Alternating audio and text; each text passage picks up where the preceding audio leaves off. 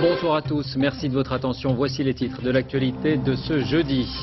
La Côte d'Ivoire donne son feu vert à l'extradition de Youssouf Fofana, le chef présumé du gang qui a tué Ilan Halimi. La Cour d'appel vient de rendre un avis favorable. C'est maintenant au président Gbagbo de le confirmer. 18 mois après le meurtre de la jeune Française Amélie Delagrange à Londres, la police britannique a arrêté et inculpé aujourd'hui un homme de 37 ans, père de famille. Il aurait déjà tenté d'enlever des jeunes filles auparavant.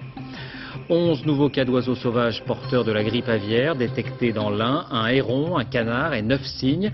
Le périmètre de sécurité s'étend maintenant à 300 communes et jusqu'à Lyon. La crise s'aggrave pour les industriels de la volaille. 1 millier de salariés devraient être mis au chômage technique dans les prochains jours. Jacques Chirac vole au secours de Dominique de Villepin sur le contrat Nouvelle Embauche. Il en a publiquement vanté les mérites pour la première fois devant la presse. Les syndicats étudiants maintiennent la pression dans les universités en attendant la journée du 7 mars. Le boom de l'Espagne, championne d'Europe de la croissance, 3,4% l'an passé, alors que l'Allemagne, la France, l'Italie, la Grande-Bretagne sont en panne. Les Espagnols confirment leur dynamisme, notamment grâce à l'immobilier. C'est le dossier de cette édition. Enfin, les 15 ans de la mort de Serge Gainsbourg. Avec le temps, l'anticonformiste est devenu consensuel, mais c'est surtout le musicien qui est célébré. On verra que les artistes se bousculent pour reprendre ses chansons.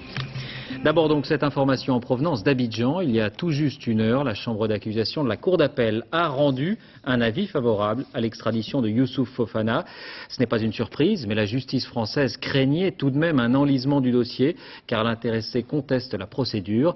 Le chef présumé du gang des barbares pourrait donc arriver à Paris ce week-end. Amaury Guibert, Frédéric Ranck.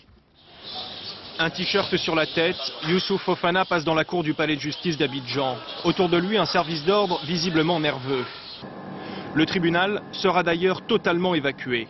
La chambre d'accusation siège à huis clos pour se prononcer sur l'extradition du chef présumé du gang des barbares. Après 2 heures d'audience et moins d'1 heure de délibéré, un avis favorable est rendu. C'est la stricte application de la loi, c'est-à-dire la nationalité française a été constatée. C'est une très bonne nouvelle. Ça veut dire que le droit a été dit et que toutes les passions ou toutes les intimidations autour n'ont pas du tout troublé les magistrats. Youssouf Fofana n'a pas de possibilité de recours. Plus rien donc ne s'oppose à son retour en France, où il sera auditionné dès que possible par un juge d'instruction. Pour l'avocat qui l'a défendu dans une précédente affaire, le portrait de Youssouf Fofana esquissé aujourd'hui n'a rien à voir avec le souvenir qu'il a de son client. L'homme de 2003 que j'ai connu ne correspond pas au portrait que j'entends aujourd'hui. Alors après, quelle est son évolution, je n'en sais rien, monsieur. Mais en toute hypothèse, ça ne correspond pas à l'homme que moi j'ai connu à l'époque. Et laissons-lui au moins la possibilité de s'expliquer aujourd'hui sur ces faits. Youssouf Fofana a été transféré à la maison d'arrêt d'Abidjan. Il doit y passer l'une de ses dernières nuits avant un retour en France prévu au mieux demain. Ce soir, Paris salue la décision de la justice ivoirienne. Justice encore, elle avait 22 ans, elle était venue s'installer à Londres pour travailler et apprendre l'anglais. Amélie Delagrange avait été tuée il y a 18 mois. Le meurtre avait provoqué, vous vous en souvenez, une vive émotion. Un homme a donc été inculpé aujourd'hui en Grande-Bretagne. Il s'agit d'un ancien videur de boîte de nuit, âgé de 37 ans et qui n'en était pas, semble-t-il, à son coup d'essai. Sur place à Londres, Maryse Burgot, Dominique Marotel. En août 2004, les parents d'Amélie Delagrange étaient venus se recueillir sur ce terrain de cricket en banlieue de Londres. C'est là que leur fille avait été assassinée. Aujourd'hui, 18 mois plus tard, ils sont de retour dans la capitale britannique. Préférant ne pas être filmés pour l'instant, ils nous ont dit leur soulagement de savoir qu'un meurtrier présumé est enfin inculpé. Amélie, 22 ans, étudiante, était venue ici parfaire son anglais. Voici les dernières images de la jeune fille filmée dans un bus par des caméras de surveillance. Cette reconstitution organisée à l'époque par la police avait permis de mieux comprendre ces dernières heures. Elle prend un verre avec des amis, rentre en bus mais se trompe d'itinéraire. C'est en traversant à pied ce terrain de cricket dans l'obscurité qu'elle est alors attaquée. L'homme inculpé aujourd'hui est marié et père de 3 enfants. Cet agresseur en série est en fait soupçonné d'avoir attaqué au moins 4 autres femmes. Toutes ces femmes ont été attaquées dans les mêmes circonstances, de dos, de nuit et dans les quartiers ouest de Londres. Leur meurtrier présumé, surnommé ici l'homme au marteau, comparaîtra demain devant ce tribunal. La grippe aviaire, on s'y attendait un peu. De nouveaux cas d'oiseaux sauvages porteurs du virus H5N1 ont été détectés aujourd'hui dans l'Ain. 11 au total, hérons, canards ou cygnes sur le territoire de 4 communes. Les tests ont été rendus publics. Désormais, la zone de protection et de surveillance est étendue à 300 villes ou villages dans et autour du département de l'Ain. L'Isère, la Saône-et-Loire et le Rhône sont concernés. On apprend même que 5 arrondissements de la ville de Lyon, le 1er, 3e, 4e, 6e et 9e, figurent désormais dans cette zone de surveillance élargie, et ce dans un souci de cohérence, indiquent les autorités. Rappelons que dans ces zones, les transports et rassemblements d'oiseaux sont interdits et l'accès aux exploitations est strictement limité. Quant aux parcs et zoos, qu'ils soient ou pas situés dans cette zone, ils sont maintenant le théâtre d'une vaccination systématique pour éviter les contaminations. Exemple à la Palmyre, près de La Rochelle. Michael Ropart, Alain Darrigan. Capture à l'épuisette pour ce calao. Avant la vaccination, il faut pouvoir l'attraper. Une opération délicate et pas sans risque. C'est des oiseaux qui ont quand même une certaine force et qui ont un bec assez costaud. Ce calao est vacciné, une précaution qui s'ajoute aux mesures de confinement déjà prises par le zoo dès le mois d'octobre. Ici, les craintes sont réelles. Des oiseaux sauvages, on en voit tout le temps, toute l'année, des commensaux qui vivent sur le zoo et en plus on a des migrateurs qui passent exactement au-dessus de nos têtes. Mission difficile aussi pour ces manchots dominés par leur instinct sauvage. Cette espèce rare doit impérativement être protégée d'une éventuelle épizootie de grippe aviaire. Ce sont des oiseaux qui à long terme ne peuvent pas être confinés à l'intérieur. On irait vers des problèmes énormes, d'abord de non-reproduction et ensuite de maladies qui interviendraient au bout de quelques semaines, voire quelques mois. Sous l'œil des autres pensionnaires qui ne sont pas concernés par la vaccination, ils vont être isolés pendant 8 jours, le temps que le vaccin agisse. Il reste encore à vacciner les 400 flamants roses, tout doit être terminé samedi soir. Aux grandes dames des soigneurs, il faudra remettre ça dans 5 semaines pour un rappel de vaccin. Et à noter aussi qu'un nouveau pays européen est touché par le virus, la Suisse, voisine du département de l'Ain. On a appris hier que le canard trouvé aux abords du lac Léman à Genève, tout près du fameux jet d'eau, a bien été infecté par le H5N1. Alors en France, comme partout en Europe, la crise s'aggrave pour les industriels de la volaille.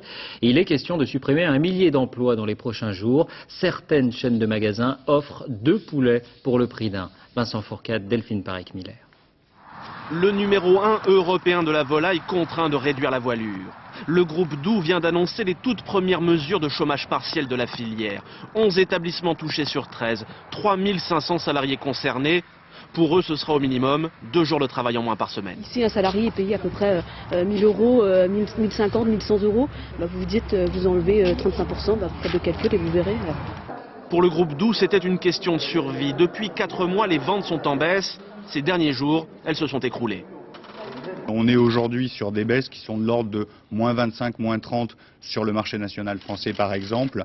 Et si on parle de l'export, là on n'est même pas sur des pourcentages puisque certains pays sont entièrement fermés. La France produit chaque année 1 900 000 tonnes de volailles et pratiquement la moitié part à l'étranger. Mais 43 pays ont désormais fermé leurs portes aux produits tricolores. Résultat, 50% de ventes en moins. Avis de tempête sur la filière avicole française. 30 600 élevages, ils font vivre 65 000 personnes. Alors, pour stimuler les ventes, on casse les prix. Dans ces rayons, pour un poulet acheté, c'est maintenant un poulet offert. Succès mitigé, car ce n'est plus vraiment le prix qui motive les consommateurs. C'est pas parce qu'il y a la grippe aviaire, on peut en manger, hein. Donc mangeons-en. J'aime beaucoup le poulet, mais c'est source de conflits à la maison. Pour soutenir la filière, 63 millions d'euros ont été débloqués par le gouvernement, mais les professionnels ont déjà prévenu, ce ne sera pas suffisant. Oui, du côté de l'élevage, justement, la situation n'est pas plus brillante. L'une de nos équipes a pu passer 24 heures avec l'un de ses exploitants dans l'Ain. La vie d'un éleveur au temps de la grippe aviaire, reportage Stéphanie Labrousse, Thierry Simonet. À l'heure de nourrir les volailles, un premier geste devenu un rituel pour Nicolas Fargeau. 10 pédiluves ont été installés, mais pour les visiteurs comme nous, obligation de rester sur la route. Avec vos chaussures, vous êtes porteur du virus. Vous pouvez l'amener, donc c'est vrai qu'on évite au maximum le contact. Le moins il y aura de personnes étrangères qui vont rentrer sur les parcours, le moins il y aura de risques. C'est donc depuis la route que nous filmons Nicolas pendant qu'il s'équipe. Combinaison, surchaussures, avant de rejoindre enfin les volailles confinées depuis 8 jours. Des mesures strictes auxquelles se plient les 165 éleveurs de la Bresse. Mais pour préserver la qualité des volailles et les règles strictes de l'AOC, il a fallu trouver une solution. Nos volailles trouvaient une partie de leur alimentation sur le parcours. Et aujourd'hui, elles ne le trouvent pas. Donc il y a eu un aliment qui a été mis au point. Donc qui respecte tout ça. Et comme on est une AOC, il faut uniquement des aliments nobles. S'adapter au fur et à mesure, c'est pour l'heure le maître mot dans un contexte où les ventes de volailles de Bresse ont chuté de 20% ces 15 derniers jours. Je pense qu'il peut vous plaire. 2,75 kg.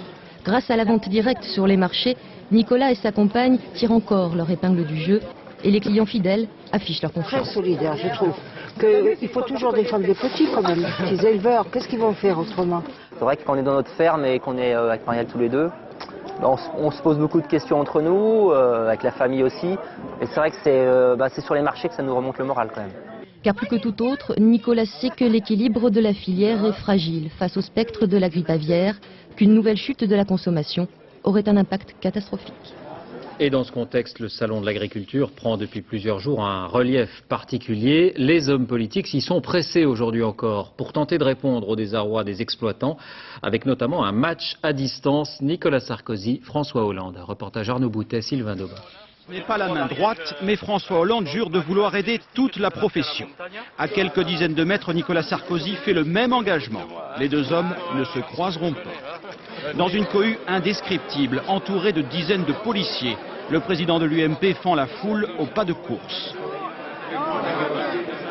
Après la promenade et les amuse-gueules, il y a le plat de résistance, moins digeste. Sur le stand de la FNSEA, Nicolas Sarkozy évoque la grippe aviaire. Ce qu'il faut bien comprendre, c'est qu'il ne s'agit pas de faire du social en demandant aux agriculteurs, aux éleveurs de tendre la main. Il s'agit de sauver une filière économique. Quelques minutes avant, François Hollande était assis au même endroit. Et comme Ségolène Royal 2 jours plus tôt, il met en garde. On parle souvent de millions d'euros comme s'ils étaient déjà attribués. Pour l'instant, ils ne le sont pas. Donc avant d'annoncer, il n'y a rien de pire que les effets d'annonce, qui ne sont pas ensuite traduits dans les faits. Je dis aujourd'hui, il y a un cri d'alarme à lancer et donc il faut tout de suite que les fonds soient versés. La filière avicole attend des aides. Les responsables politiques caressent aussi un autre espoir, forger leur image. À 13 mois de la présidentielle, l'appétit politique grandit et il est parfois difficile de dire non. La suite du procès de Christophe Fauvio, ce père de famille accusé de droguer les adversaires de ses enfants, d'avoir drogué les adversaires de ses enfants lors de tournois de tennis. Hier, il avait reconnu les faits. L'audience s'est poursuivie aujourd'hui. Vous allez entendre, c'est un document France 2, le témoignage de son épouse et de ses enfants sur place à Mont-de-Marsan. Francis Mazoyer, Bernard Bonnard. J'ai toujours tout gardé pour moi, je n'ai rien dit à mon épouse, affirme Christophe Fauvio. Sa part d'ombre, c'est ce que lui reproche aujourd'hui la justice. Avoir drogué au Temesta 27 adversaires de tennis de ses 2 enfants entre 2000 et 2003. Pour Valentine, l'une des meilleures de sa génération en France, la dérive de son père reste inexpliquée. Il y a des moments où je craque, où je me dis mais c'est pas possible quoi. Enfin, ce tennis il nous a quand même rendu dingue là, c'est pas possible. Et puis bien sûr, je lui en ai voulu au début, c'était incompréhensible, surtout de voir une famille qui s'écroule un peu quoi au début. Donc heureusement que tout le monde se tient la main, on est là quoi. Mais voilà, donc mais je lui en ai beaucoup voulu au début. Avec la mort dans un mystérieux accident de la route d'Alexandre Lagardère le 3 juillet 2003, l'affaire prend une autre dimension. 6 heures plus tôt, ce joueur amateur a été drogué à son insu lors d'un match contre Maxime Fauvio. Le fils de l'accusé ne se doute de rien, malgré l'étrange comportement de son père. J'ai vu 2-3 fois dans des sacs bizarres. Je n'avais pas trop calculé ce qu'il faisait, mais 5 secondes, quoi, en passant, en regardant, bon, qu'est-ce qu'il fait, voilà. Et bon, ça après, on y repense, on se dit, merde, j'aurais dû le voir. Mais bon, c'était trop à l'inverse de ce qu'il était pour qu'on puisse avoir des doutes, en fait. Au tribunal, Christophe Fauvio confie qu'il prenait lui-même des comprimés de Temesta. À l'époque, il ne supportait plus d'assister aux compétitions de ses enfants. Son épouse s'en souvient parfaitement. Je savais qu'il n'était pas bien, qu'il était de moins en moins bien à cause d'un stress au niveau du tennis. Ça a été quelque chose de tellement inimaginable et sur lesquels on ne peut toujours pas mettre d'explication. Donc, j'aurais des questions, je pense à lui poser plus tard. Pourquoi? Tout simplement pourquoi ça, quoi. Pourquoi cette folie, quoi. Sa femme et ses enfants le savent, Christophe Fauvio risque 20 ans de réclusion criminelle. Toute la famille se rend chaque jour au procès pour le soutenir et tenter de comprendre. On revient maintenant sur la mort en service dans un accident de circulation du gendarme Raphaël Klein à Saint-Martin dans les Antilles françaises. Vous vous souvenez sans doute que ses proches, et notamment ses collègues scandalisés, ont indiqué que la foule présente sur les lieux n'avait rien fait pour lui porter secours et qu'un peu plus tard à l'hôpital des cris de victoire auraient été entendus. Certains parlent même de racisme anti-blanc. L'affaire est prise très au sérieux. Le gouvernement a été interrogé à 2 reprises hier sur le sujet à l'Assemblée. Mais l'enquête peine, semble-t-il, à rassembler des témoignages précis. Philippe Visserias. Le 12 février dernier, sur cette longue ligne droite, le gendarme Raphaël Klein est percuté par une moto lancée à pleine vitesse lors d'un contrôle routier. Ses collègues racontent qu'un groupe de jeunes présents sur les lieux du drame l'aurait regardé agoniser et n'aurait pas cherché à appeler les secours. Faux, répond un jeune témoin. Pour lui, sur place, tout le monde pensait que le collègue du gendarme blessé s'était lui-même chargé de donner l'alerte. À mon avis, c'est le gendarme parce qu'au moment de l'accident, il avait un portable dans la main. Donc je crois que c'est pour ça qu'il y a beaucoup de gens qui ne se sont pas vraiment inquiétés d'appeler le secours parce qu'il avait déjà le portable à la main, quoi. Évacué en compagnie du jeune motard, lui aussi grièvement blessé, Raphaël Klein décédera à l'hôpital. Quelques jours plus tard, sa veuve accuse. Aux urgences, quand on est arrivé, ça criait dans tous les sens en disant oui, on a réussi, on a tué un blanc, on a tué un blanc. Pourtant, le médecin qui a pris en charge les 2 blessés ne se souvient pas d'avoir assisté à une telle scène. Devant l'entrée de l'hôpital, il y avait effectivement beaucoup de jeunes gens et de jeunes filles assis par petits groupes dans une ambiance relativement triste et silencieuse. Devant la gravité, il y avait plutôt du calme que de l'agitation. Y a-t-il eu racisme anti-blanc? Nicolas Sarkozy reste prudent. Nous devons nous prononcer que si nous sommes certains. Une enquête est donc en cours et cette enquête dira s'il y a eu ou non des comportements et des propos racistes. Il y a 10 jours, des gendarmes écœurés avaient révélé cette affaire. Aujourd'hui, les élus de Saint-Martin rejettent ces soupçons de racisme. L'hiver et les intempéries, beaucoup de neige et de verglas aujourd'hui encore dans l'ouest du pays. Ici des images de Caen. Il faut noter aussi que dans le Finistère, un carambolage a fait 8 blessés. Et à la veille des retours de vacances, Météo France émet un nouveau bulletin d'alerte à la neige. Cette fois, vous le voyez, c'est tout le nord du pays qui est concerné, mais aussi l'Île-de-France et encore une fois jusqu'à la Normandie. Il va neiger ce soir, jusqu'à 5 cm peut-être. Les températures pourraient devenir négatives. Prenez donc vos précautions si vous devez voyager. Dans les Yvelines, près de Paris, c'est un accident très spectaculaire qui a bloqué la circulation toute une partie de la journée dans l'ouest parisien. Un semi-remorque a basculé dans le vide. Sophie Rodier, Annie Triboire. Après 4 heures d'intervention, c'est la fin du cauchemar pour ce chauffeur. Tout avait commencé vers 6 heures ce matin. Il perd le contrôle de son véhicule, le camion heurte la rambarde et bascule dans le vide. Sa remorque tient en équilibre. Autour du poids lourd, 35 tonnes de bois, le chargement qu'il contenait. Pour désincarcérer l'homme, une vingtaine de sauveteurs s'affairent. C'est vraiment des manœuvres de force pendant 4 heures, à se battre contre les amas de tôle pour essayer de dégager la victime dans des meilleures conditions, millimètre par millimètre, pour qu'elle souffre le moins possible. Grièvement blessé, le chauffeur âgé de 47 ans a été transporté à l'hôpital. Ses jours ne sont pas en danger. C'est un miracle, on dirait qu'il y a une coquille de survie dans cette cabine pour la victime. Toute la matinée, l'accident a paralysé une partie de l'ouest parisien. Le temps d'évacuer la remorque et de dégager le bois, l'autoroute a pu rouvrir à la mi-journée.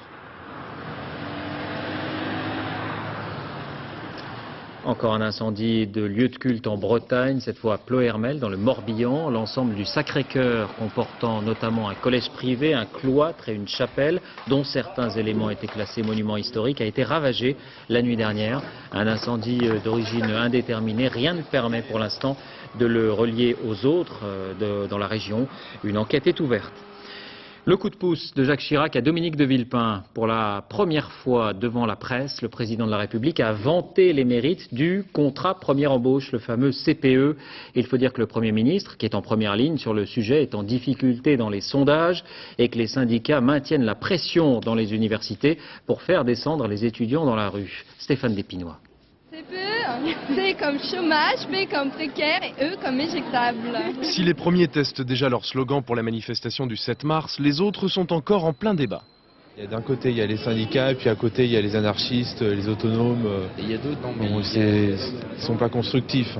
Ça, c'est un petit peu subjectif. C'est une critique subjective, s'il te plaît. Les autogestionnaires sont très constructifs. Est-ce que tu les penses anarchistes, que c'est je dis pas, mais constructif de se battre toujours contre des réformes et finalement ne rien demander et jamais toujours se battre contre des choses, ça c'est pas constructif non plus.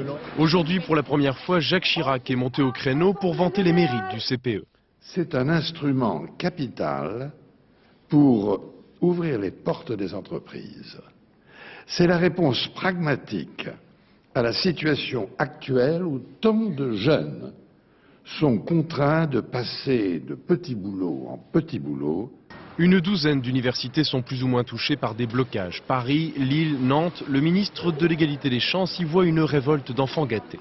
Je les invite à aller faire leur manif dans les quartiers. Alors là, cela aura du sens, vous voyez. Ils ont complètement oublié qu'il y a 3 mois, ça pétait dans les banlieues et que ces jeunes qui réclamaient dans ces quartiers qu'on les prenne en considération, eh bien aujourd'hui, ils n'existent plus. Sont-ce eux, ces jeunes des banlieues, qui vont manifester le 7 ? Je ne crois pas.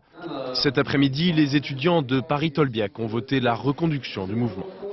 Alors vous l'avez entendu, ces manifestations provoquent la colère d'Azouz Begag, un ministre détonnant, déroutant parfois. Beaucoup aujourd'hui s'interrogent sur son bilan, certains aussi sur son réel poids politique. Il n'a pas d'administration, c'est d'abord un ministère de la parole et parfois de la chanson. Enquête Émilie Lançon, Philippe Jasselin. Ça sert à quoi d'avancer quand il n'y a pas le cœur? Ça sert à quoi d'avancer quand il n'y a nulle part où aller? Et les paroles sont signées Azouz Begag.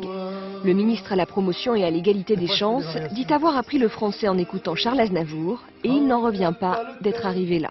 Et maintenant, c'est mon ami, Charles. Et en plus, je trouve que c'est l'un des personnages les plus emblématiques de la France, de la diversité. Alors c'est toujours avec plaisir qu'Azouz Begag fait visiter son ministère. Ces jeunes sont venus de Haute-Saône et ils veulent savoir ce que le ministre fait pour eux contre les discriminations. Plutôt que de donner aussi des conseils aux entreprises privées, comme on dit, il faut balayer devant sa porte. Très juste. C'est cela que nous sommes en train de faire justement en ouvrant les concours de la fonction publique à la diversité. Azouz Begag a toujours dit qu'il ne voulait pas être un alibi. Lors de la crise des banlieues, il est le seul ministre à avoir critiqué Nicolas Sarkozy pour l'emploi du mot racaille. D'aucuns ont pu penser que c'était un Premier ministre ou un président de la République qui a appuyé sur un bouton pour dire « Allez, petit robot Azouz Begag, va dire ». C'est vraiment nul cette façon, c'est même insultant. Pourtant, à gauche, beaucoup doutent de son réel poids politique. J'ai connu un Azouz Begag qui écrivait des choses très intéressantes avant d'entrer dans le gouvernement. Aujourd'hui, il n'est même plus un faire-valoir puisqu'on ne l'entend pas. Ces mesures phares, la légalisation du testing ou la charte de la diversité en entreprise. Mais sur le terrain, on ne connaît pas vraiment. Vous savez, je suis un peu triste parce que je suis ministre, mais personne ne me connaît. De quoi je suis ministre? Culture, de la culture. Lui préfère en rire et poursuit son objectif. Que ce mot égalité des chances là soit désormais inscrit dans la tête de tous les Français et qu'on se souvienne peut-être que c'est moi qui ai un peu poussé cette affaire, je serais déjà content. Hein. À 49 ans, Azouz Begag, né dans un bidonville de Lyon, n'est pas homme à se décourager. Dans les banlieues, il continue à marteler son message. Encore un mot de politique avec les suites de l'affaire Georges Frêche. Une information judiciaire va être ouverte à l'encontre du président socialiste de la région Languedoc-Roussillon, déjà sanctionné par son parti, et ce à la demande du procureur de la République. Elle fait suite à ses déclarations sur certains harkis qu'il avait qualifiés de sous-hommes. À l'étranger, le voyage de George Bush en Inde, un accord qualifié d'historique a été scellé aujourd'hui sur la coopération nucléaire civile. L'Inde bénéficie ainsi d'un traitement de faveur qui est à la hauteur de l'importance économique de son marché, puisque théoriquement il est interdit de vendre du matériel nucléaire aux pays qui n'ont pas signé le traité de non-prolifération. C'est notamment l'un des arguments invoqués, vous le savez, à l'encontre de l'Iran. Il faut préciser que l'Inde possède l'arme atomique officiellement depuis 8 ans, mais n'a jamais signé ce traité. Donc, déjà le Pakistan, vieux rival de l'Inde, demande à bénéficier du même traitement. Le boom de l'Espagne, les chiffres sont tombés. Alors que les grands pays européens sont tous en panne, les Espagnols affichent une croissance record, 3,4% l'an passé. Les finances de l'État sont excédentaires, le chômage est en baisse. Le miracle espagnol qui ne se dément pas, c'est le dossier de cette édition. Il est signé François Baudonnet, Philippe Turpot. Il y a 5 ans, ici, c'était la campagne. Aujourd'hui, c'est le plus grand chantier de Madrid. Une forêt de grues qui a poussé en quelques mois à moins d'une demi-heure du centre-ville. Avant la fin de l'année, 80 000 personnes auront pris possession de ces logements, l'équivalent d'une ville française comme La Rochelle, un symbole. Ça, c'est le miracle économique espagnol. Toujours plus d'appartements, du ciment, du béton. Un miracle qui dope l'économie du pays. L'an dernier, il s'est construit en Espagne autant d'immeubles qu'en France, en Angleterre et en Allemagne réunis. C'est à cause du baby-boom des années 70. Pour les gens de 30 ans comme moi, il faut bien qu'on ait une maison pour vivre. Et la boulimie immobilière des Espagnols est telle que plus que partout en Europe, le prix du mètre carré s'envole. 150% en 7 ans, un record. Du coup, Madrid devient presque aussi cher que Paris. Mais les salaires, eux, n'augmentent pas. Le salut des ménages vient donc des banques espagnoles. Elles sont les championnes des prêts longue durée. Celle-ci vient d'ailleurs de créer l'événement. Depuis le 1er janvier, elle propose un crédit sur 50 ans. 50 ans. Dans 50 ans, ce client en aura 83 et pourtant, il est prêt à signer. Oui, bon, vous savez, avant que j'ai 83 ans, cela me laisse du temps pour rembourser. Non, la vérité, c'est que 30 ans ou 50 ans, c'est pareil. L'important, c'est de pouvoir acheter et rembourser le moins possible chaque mois.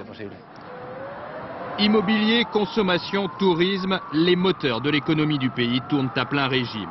L'an dernier, la croissance espagnole a été l'une des plus élevées d'Europe.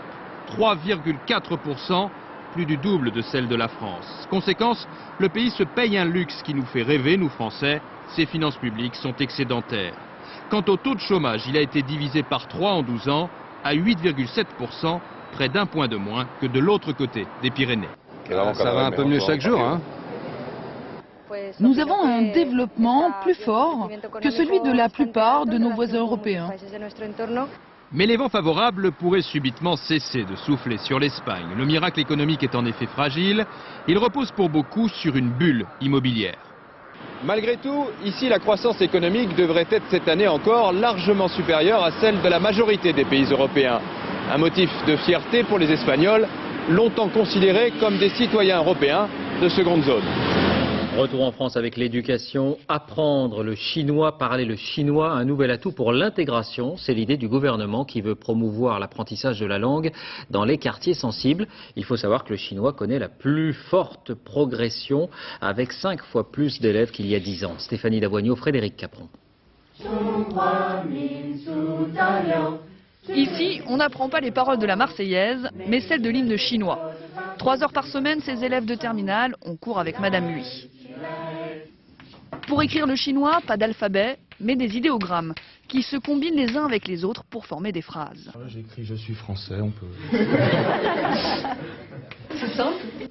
Oui, c'est ce qu'il y a de plus simple, ce qu'on apprend à la première année, en fait. Simple le chinois ? En tout cas, pour combiner les idéogrammes, il faut faire travailler sa logique. Une logique parfois un bras macho. Le toit de la maison. Et c'est la femme. La femme sous le toit, qu'est-ce que c'est? Non. Calme, paisible. Une gymnastique de l'esprit complexe et pourtant, Madame Huy fait ça le comble. On est passé de quinzaine à une vingtaine d'élèves par classe et maintenant c'est 35, ça fait plein. Et l'établissement est obligé de refuser des dossiers. En 10 ans, le chinois est devenu la langue à la mode. En 1995, 2500 élèves l'apprenaient à l'école. Aujourd'hui, ils sont 12 000. Des élèves qui parient sur l'ouverture des échanges commerciaux avec l'Empire du Milieu. Quand on voit le boom économique de la Chine, je pense que ça peut être qu'utile. Personnellement, je fais des études dans l'économie, donc ça peut que me servir. C'est un truc qui sera en plus dans nos CV, dans notre vie professionnelle, ça peut être qu'un avantage. Un avantage souvent réservé à une élite. Dans l'académie de Dijon, seul un établissement public propose l'apprentissage du chinois. Le gouvernement voudrait que cette option soit davantage proposée dans les établissements difficiles. Le salon de l'agriculture, on y revient côté innovation cette fois. On est loin décidément de la charrue et des bœufs. Voici le tracteur guidé par GPS. C'est aussi le cas pour l'irrigation ou l'épandage. Laurence Decherf, Mathias Barois. Ce n'est pas de la magie, mais ça en a tout l'air. Dans ce champ, le tracteur est aussi le pilote. Cette agricultrice regarde le volant tourner tout seul. L'engin est en autoguidage. Maintenant, j'ai plus à m'occuper de la trajectoire. Le tracteur gère ça tout seul grâce à la barre de guidage, donc par le satellite. On reste bien parallèle par rapport à la bordure du champ qu'on a paramétré au début. Et il y a plus, j'ai plus à m'en soucier. Mais l'agriculture de précision ne s'arrête pas là. Aujourd'hui, les céréaliers utilisent non seulement le satellite pour cartographier leurs parcelles, mais aussi pour paramétrer les besoins exacts de la terre au centimètre près.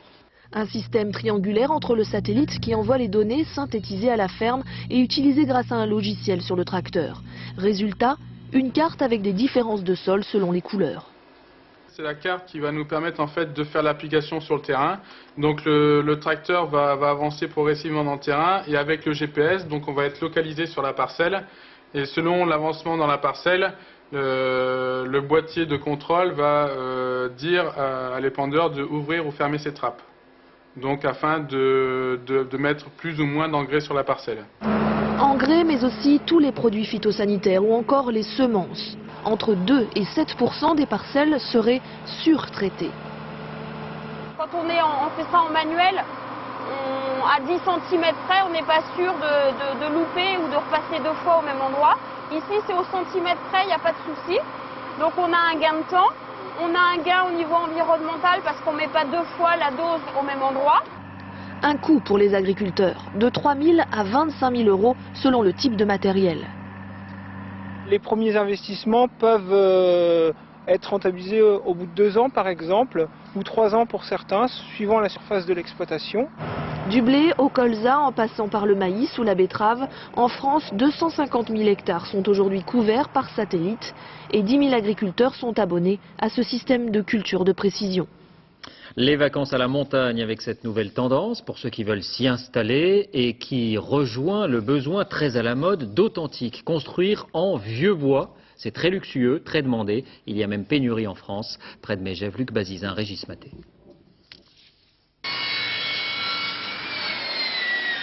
Ce tronc d'arbre a été coupé il y a plus de 200 ans. Aujourd'hui, Michel Ferrari lui redonne une nouvelle vie. Le vieux bois, un matériau très recherché pour les constructions de montagne, même s'il coûte 2 fois plus cher que le bois neuf. Nous voici dans une ancienne ferme proche de Megève. C'est l'heure pour elle de faire peau neuve. Sur le vieux bois, on obtient des couleurs que vous n'obtiendrez jamais avec du bois neuf. Parce qu'il a été vieilli avec le temps, avec les intempéries, le vent, l'eau, un peu tout. Et même le soleil l'a bruni. Autrefois, la montagne française regorgeait de vieux bois. Il suffisait de démonter d'anciens refuges ou de vieilles fermes. Aujourd'hui, pour construire, comme ici, du neuf avec du vieux, il faut aller récupérer la matière première beaucoup plus loin. La Pologne fait par exemple partie des nouveaux fournisseurs. La patine du temps apporte aux nouvelles constructions le côté vécu. On les cire à la cire naturelle pour lui donner un côté un peu soyeux. Surtout maintenant, avec les chalets ventilés, avec le chauffage contrôlé par les sondes électroniques, on garantit une température et une ventilation constante et le vieux bois va vivre éternellement. La structure en bois peut aussi être technologique. Ici, par exemple, la fibre de bois remplace la laine de verre dans de grands panneaux prémontés en atelier. Il suffit ensuite d'assembler les pièces, un jeu de construction pour des chalets écologiques. Tout est naturel. Les panneaux bois sont compressés avec de la vapeur d'eau.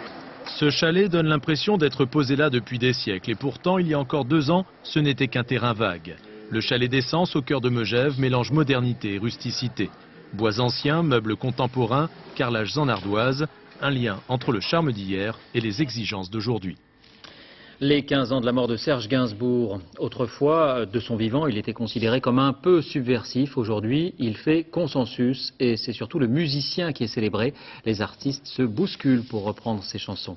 Olivier Lenuzza, Hervé Pozzo.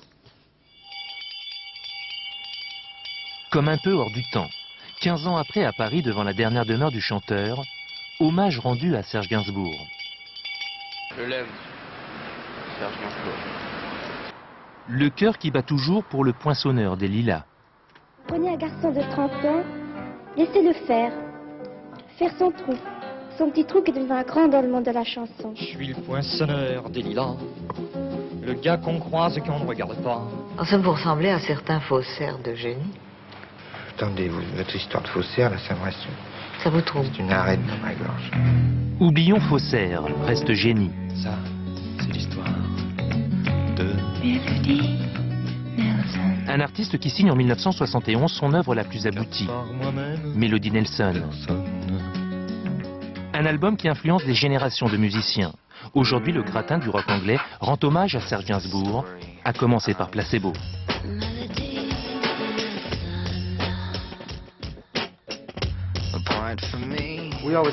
Nous sommes attirés par les artistes qui se réinventent en permanence. Gainsbourg en est un exemple parfait. Toujours aussi jeune, Gainsbourg revisité par Carla Bruni.